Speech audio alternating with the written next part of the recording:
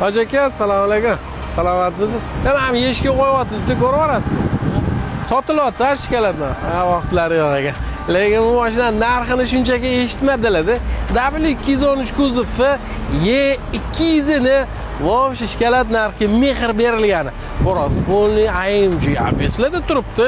Ham yumshoq balonlar qop-qora diskalar и такой panoramali.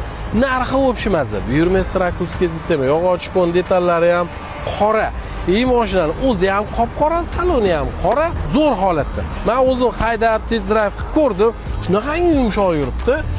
Vexliplarigacha qilib qo'yilgan. Bozasiz-ku, AMG ni ovozi keladigan vexliplarda turibdi. 2018-yil 159 ming probeg, srochniga 36.900 ga. Da, to'g'ri eshitdingiz. 36.900 ga baraka qilarsiz bo'ladi. Urilib daddalab ketgansiz yo'q. Mashina tiniq ekan. Mana shu eshikni mana kichkina mana shu yerda kosadagi qismida qirilganiga petno bo'lgan joyi bor ekan. Bo'ldi. Bosvori bunaqa narxga bittada eshiklar ketib qoladi. 36.900.